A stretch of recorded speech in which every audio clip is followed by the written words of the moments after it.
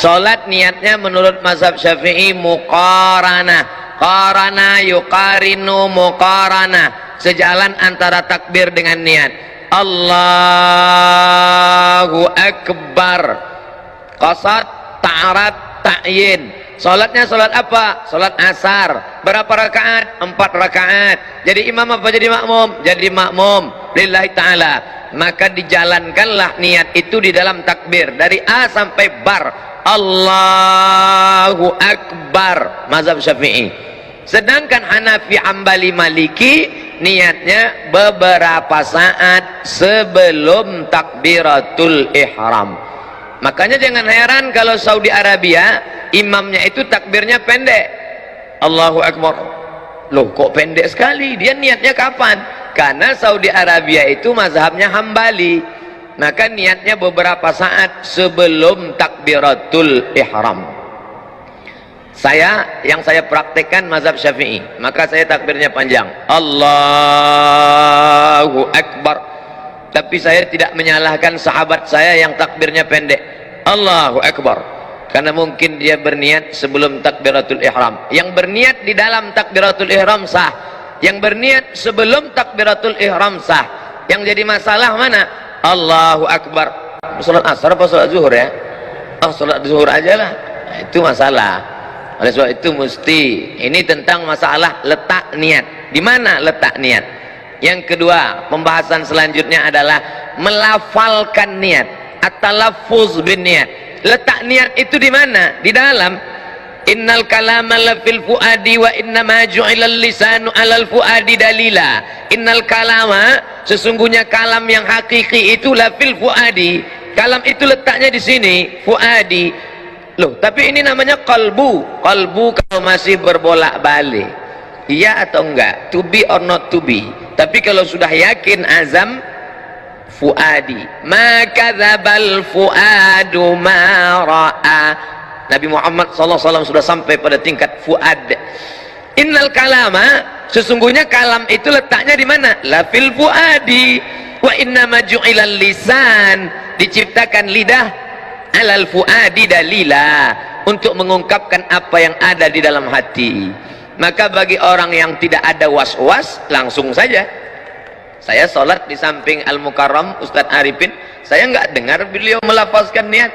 Jadi waktu takbir Allahu Akbar, tapi bukan berarti tidak berniat, karena niat di dalam. Buka kitab Al-Asbah wan Nadhair, Imam Jalaluddin Abdurrahman As-Suyuti meninggal 911. Mahallun niyati al-qalbu, tempat niat adalah di dalam. Tapi bagi sebagian orang dia ada was-was. Allahu Akbar, ini salat maghrib apa salat isya? Salat qabliyah apa salat ba'diyah? Salat tahiyatul masjid apa salat tahajud? Salat witir apa salat tarawih? Maka bagi orang yang was-was, maka melafalkan niat itu hukumnya mustahab menurut mazhab Syafi'i. Usolli fardal maghribi, berapa rakaat? Salasa rakaatin. Ada apa qadha? Adaan. Jadi makmum apa jadi imam? Makmuman lillahi ta'ala. Allahu Akbar. Menurut mazhab yang lain gimana? Menurut mazhab Maliki, at-talaffuz bin niyah laisa bimasyru', melafalkan niat tidak disyariatkan. Menurut mazhab Hanafi, at-talaffuz bin niyah bid'atun, melafazkan niat hukumnya bid'ah, illa lidaf'il waswasah, kecuali untuk menolak waswasah. Bagi yang tidak waswasah, Allahu Akbar. Bagi yang waswasah, ragu-ragu, bimbang-bimbang, untuk menguatkan. Karena mungkin tadi dia di tangga ngobrol dengan orang, buka SMS, lihat WA, nelpon segala macam, begitu sampai di atas Allahu Akbar, ragu. Maka untuk menguatkan hatinya, usalli fardal asri arba'a raka'atin adaan makmuman lillahi ta'ala. Setelah kuat Allahu Akbar, saya bahas di dalam. Yang melafazkan niat sah, yang enggak melafazkan niat sah. Jangan dipermasalahkan yang tidak masalah. Ketika kita mempermasalahkan yang tidak masalah sehingga menjadi masalah, disitulah letak masalahnya. Dah selesai masalah niat. Selanjutnya kita bahas masalah iftitah. NU Muhammadiyah, orang NU salat Allahu Akbar, Allahu akbar kabira walhamdulillahi katsira wa subhanallahi bukratan wa asila.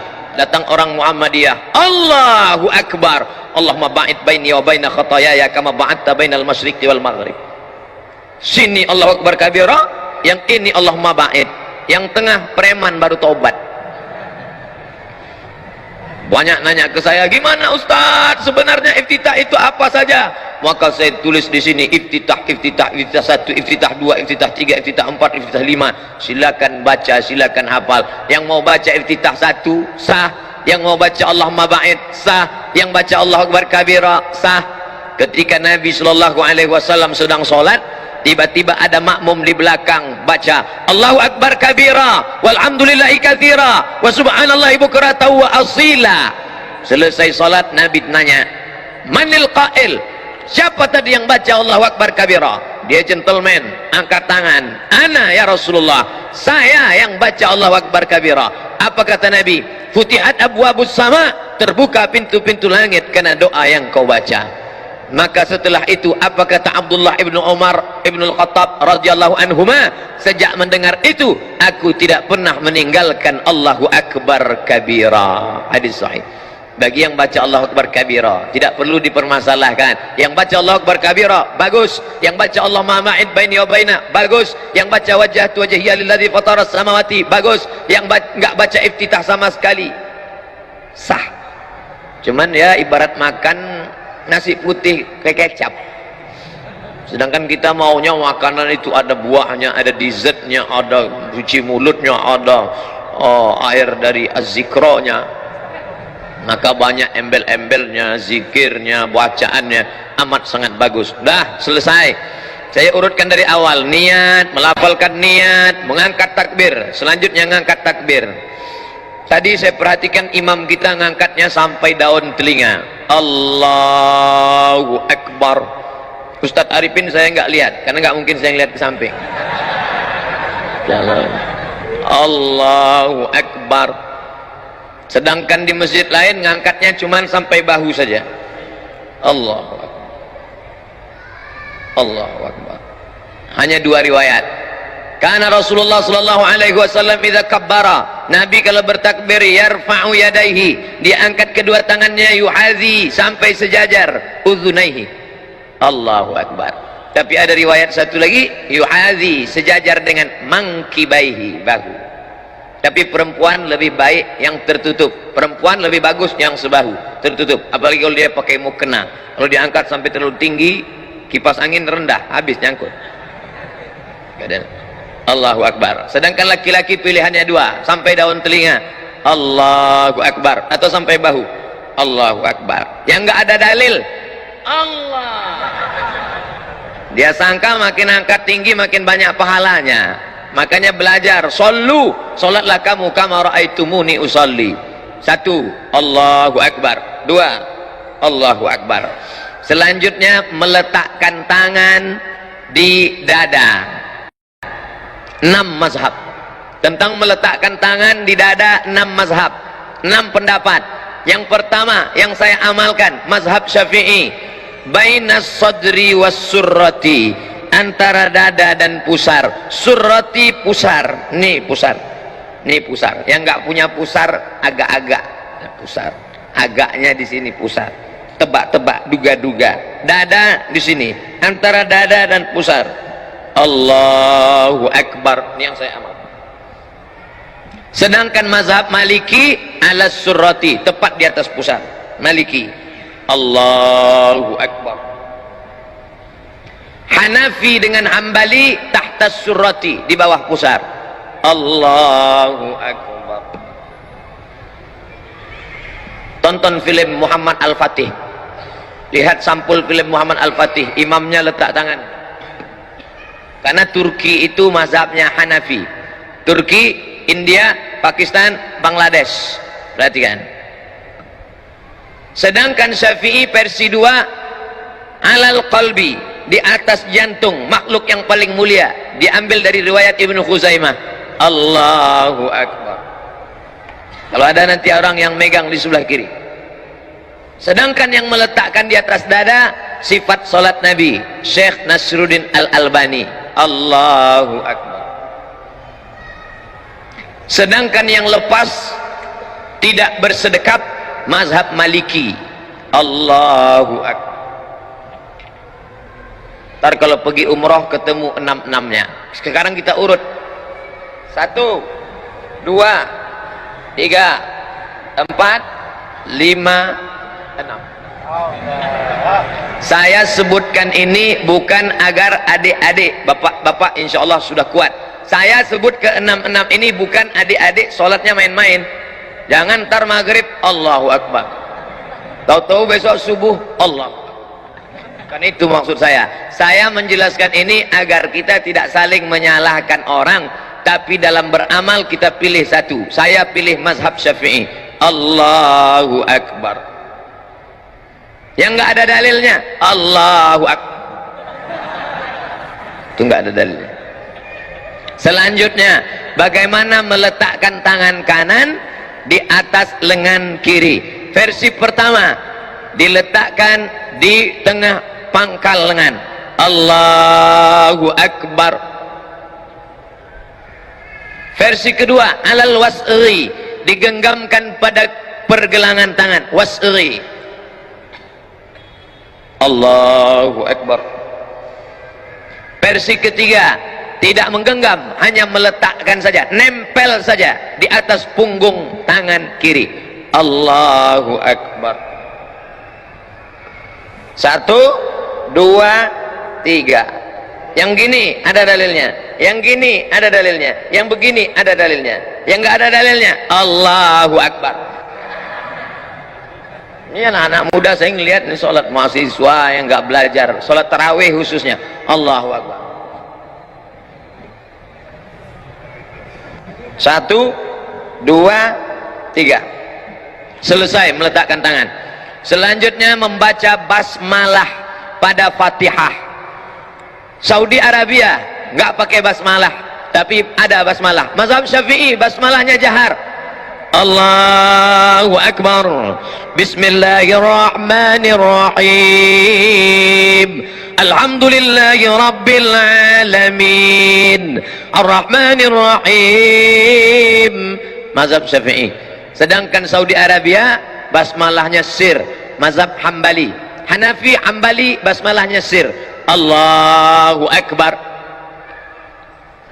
Alhamdulillahi Rabbil Alamin Ar-Rahmanir Rahim Maliki Yawmiddin Iyyaka na'budu wa iyyaka nasta'in Ihdinas siratal mustaqim Siratal ladzina an'amta 'alaihim ghairil maghdubi 'alaihim waladdallin. Sedangkan Maliki enggak baca basmalah sama sekali. Allahu Akbar. Alhamdulillahi Rabbil Alamin Ar-Rahmanir Rahim. Baca basmalah 3 versi. Syafi'i jahar, Hanafi Hambali sir, Maliki enggak baca basmalah sama sekali. Tiga-tiganya benar. Tapi ketika kita tahu bahwa masyarakat itu bermazhab Syafi'i, maka kita jangan menjadi imam yang kontroversial. Lihat ketika Syekh Abdurrahman As-Sudais, imam Masjidil Haram, datang ke Masjid Istiqlal, diminta menjadi imam. Dia di Masjidil Haram nggak pernah baca doa bismillah jahar, tapi ketika sampai di Masjid Istiqlal, apa yang dia lakukan? Allahu Akbar. Bismillahirrahmanirrahim. Alhamdulillahi Rabbil Alamin. Selesai Al-Fatihah. Ghairil maghdubi alaihim waladdallin. Amin. Dia baca lagi basmalah. Rakaat pertama. Bismillahirrahmanirrahim. Sabbih isma rabbikal a'la. Videonya ada. Ini artinya apa? Menjadi imam jangan menimbulkan kontroversial. Ini ingin menggiring orang ke jalan Allah atau mau menunjukkan kalau kita beda dengan makmum? Mentang-mentang baru pulang umroh 5 malam di Mekah, 4 malam di Madinah, langsung nih saya yang benar, kamu salah. Allahu Akbar. Alhamdulillahi Rabbil Alamin. Kok kamu tadi bismillahnya nggak kedengaran? Saya sudah sholat di Masjidil Haram, Masjid Nabawi, ternyata bismillah jahar itu salah. Bukan salah, kamu yang nggak pernah belajar perbedaan mazhab. Makanya fotokopi buku 99 tanya jawab sholat. Nah, selanjutnya membaca ayat. Membaca ayat dianjurkan ta'awudz. Dalilnya, idza qara'tal Qur'an, kalau engkau baca Quran, fasta'iz billah, mintalah perlindungan kepada Allah. Lafaz ta'awudz dua. Yang pertama, a'udzubillahi minasyaitonir rajim. Lafaz ta'awudz yang kedua, a'udzubillahi samiil alimi minasyaitonir rajim. Mazhab Syafi'i dibaca terus setiap mau membaca ayat. Rakaat 1, rakaat 2, rakaat 3, rakaat 4 tetap baca ta'awuz. Sedangkan Hanafi, Hambali, Maliki hanya pada rakaat pertama saja. Setelah baca ta'awuz, membaca ayat. Mazhab Syafi'i di pangkal ayat, di pangkal surat, maka dia baca basmalah. Bismillahirrahmanirrahim. Ar-Rahman 'allamal Qur'an, khalaqal insan, 'allamahul bayan. Di pangkal. Sedangkan mazhab Hambali, Hanafi, Maliki tidak baca, karena basmalah itu tidak dianggap sebagai bagian dari surat, tapi hanya sebagai pemisah antara Al-Fatihah dengan surat. Lalu membaca ayat, faqra'u ma tayassara minal Qur'an, bacalah apa yang mudah bagimu dari ayat-ayat Al-Quran. Kebetulan ingat ayat zina, baca ayat zina, az-zaniyatu waz-zani fajlidu kulla wahidin minhuma mi'ata jaldah. Kebetulan ingat ayat tentang curi, as-sariqatu as-sariqu was-sariqatu faqta'u aydiyahuma jazaa'an bima nakalam minallah. Kebetulan ingat tentang ayat masalah pemimpin, baca ayat, ya ayyuhalladzina amanu ati'ullah wa ati'ur rasul wa ulil amri minkum. Kebetulan ingat ayat tentang nikah, fankihu ma taba lakum minan nisa'i mathna wa thulatha wa ruba'. Itulah enaknya kalau imam-imam di Az-Zikra yang hafal Al-Quran, Al-Hafiz. Tapi kalau orang yang enggak hafal, Allahu Akbar lama, ghairil maghdub alaihim waladdallin, amin. Lama dia milih ayat, qul huwallahu ahad. Maka masukkan anak-anak kita pondok tahfiz Al-Quran, menikmati bacaan Al-Qurannya. Hanya saja ada bacaannya, idza amma ahadukum falyukhaffif.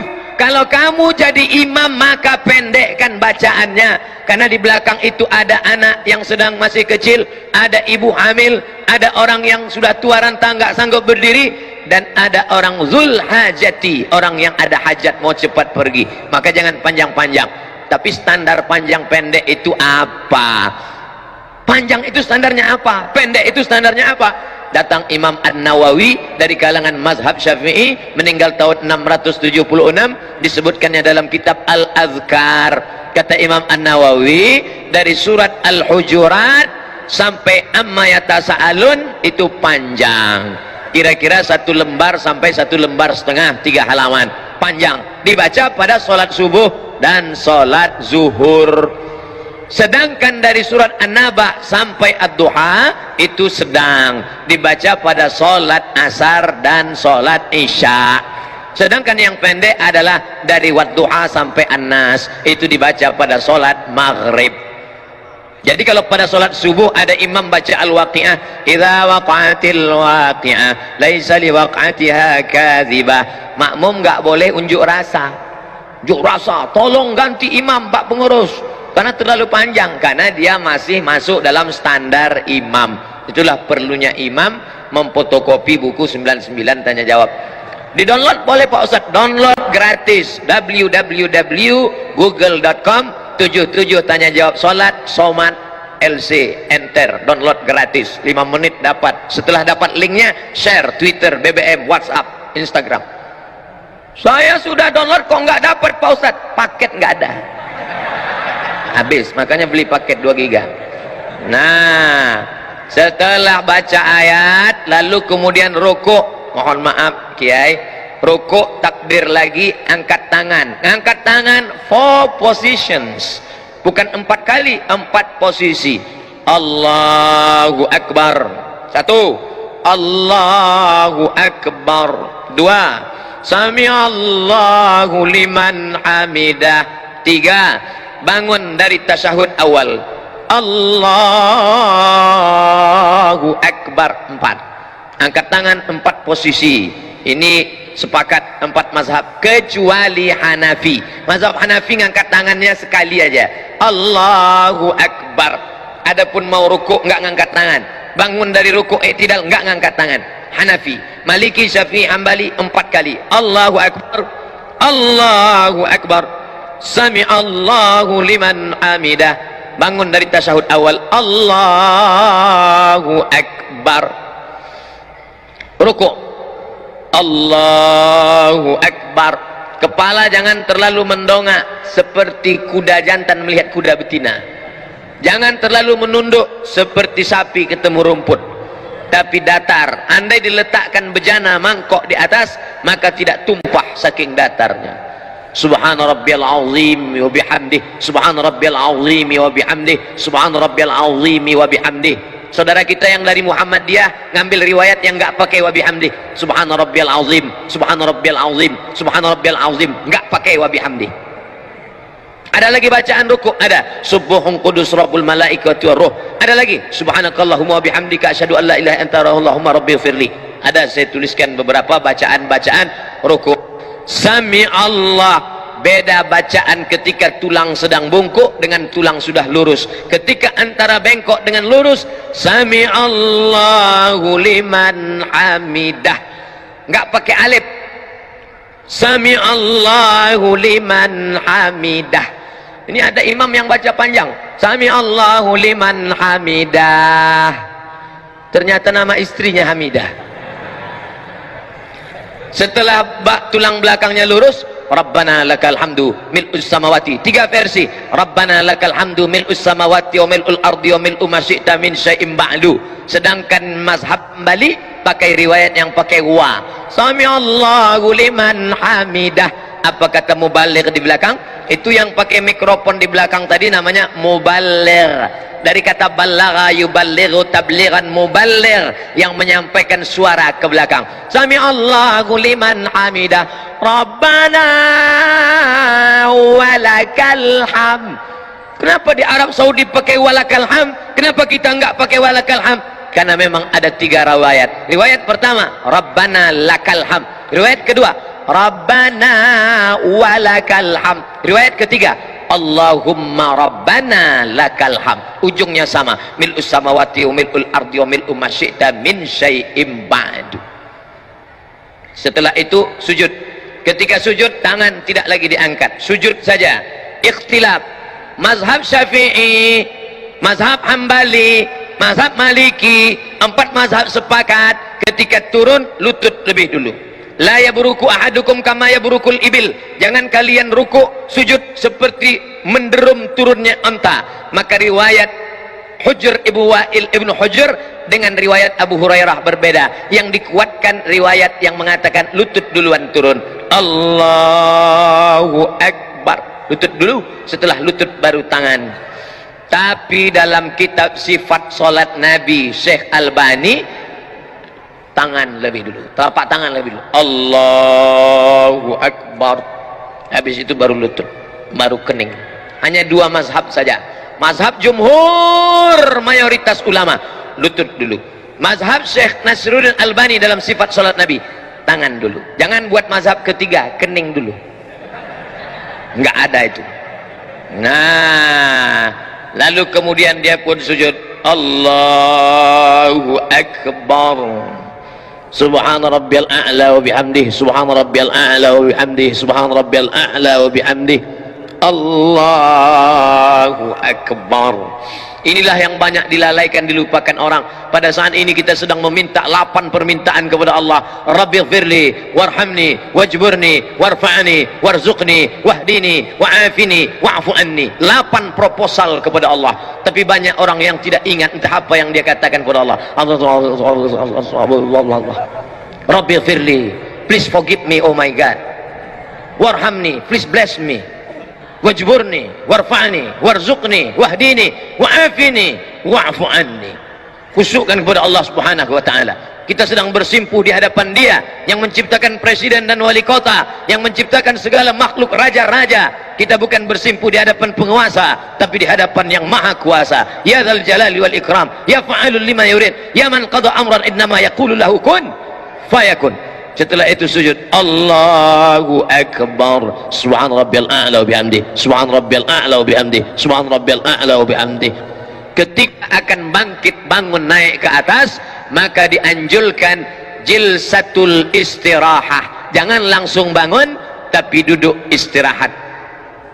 Allah, ini yang disebut duduk istirahat. Duduk istirahat, baru bangkit ke atas. Duduk istirahat dulu. Setelah duduk istirahat, sunnah hukumnya, barulah bangkit bangun ke atas. Ketika bangun ke atas, wa ya'tamidu ala rahatihi, Nabi bertumpu kepada telapak tangan.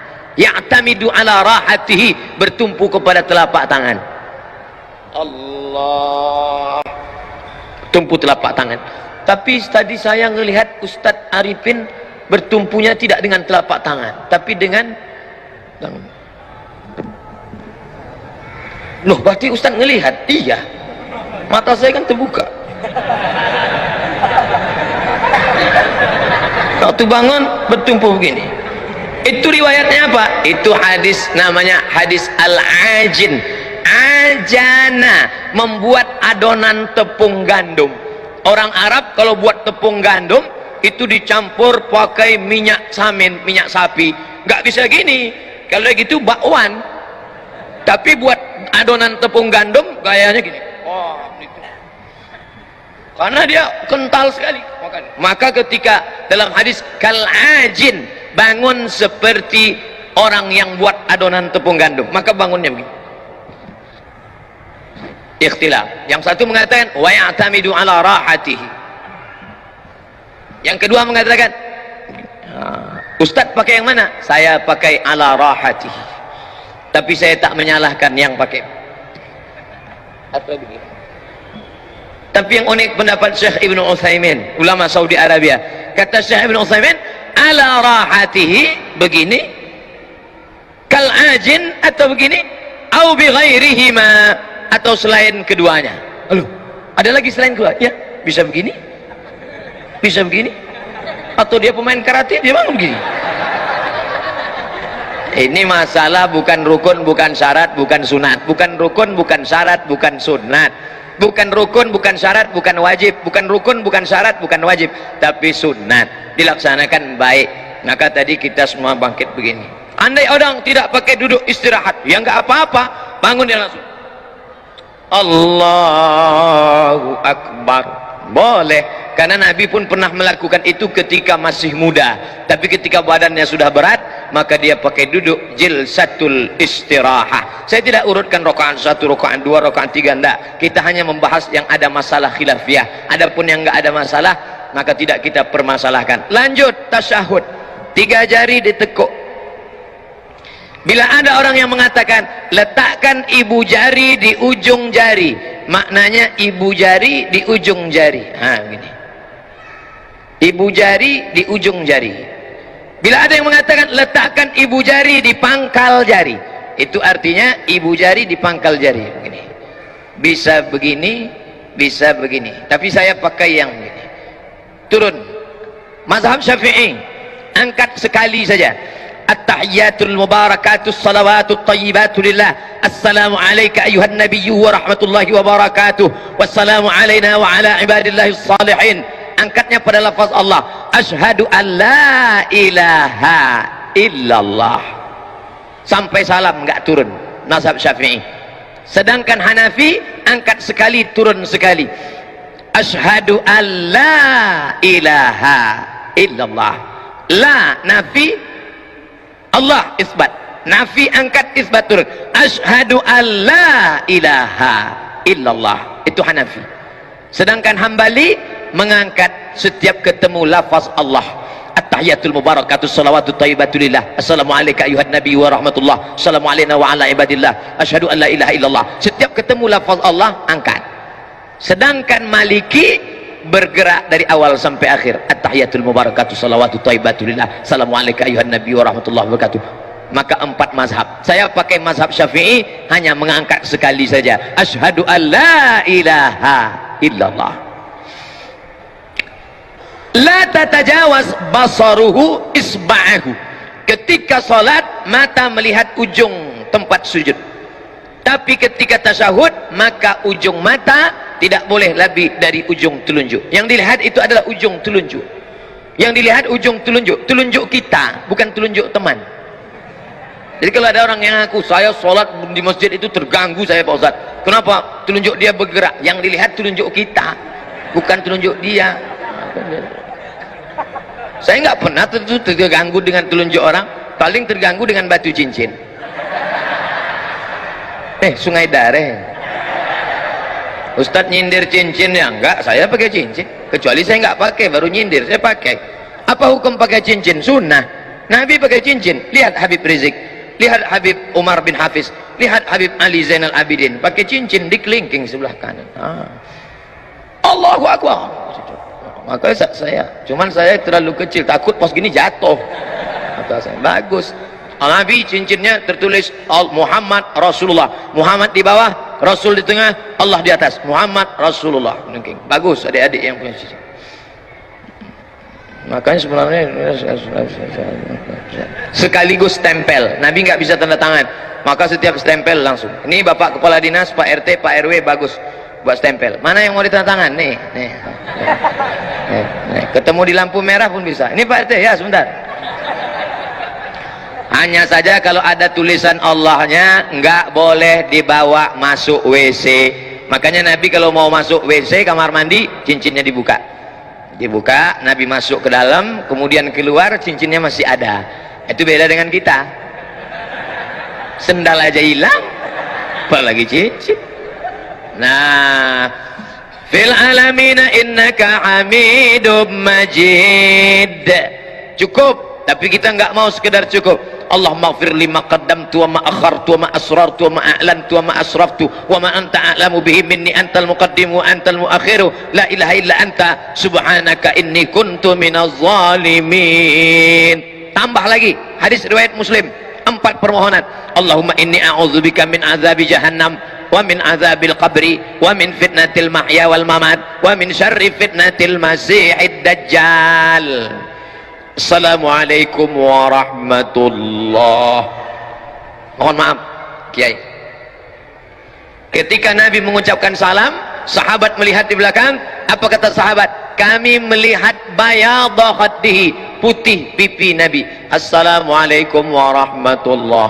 Assalamualaikum warahmatullah. Artinya apa? Gerak lehernya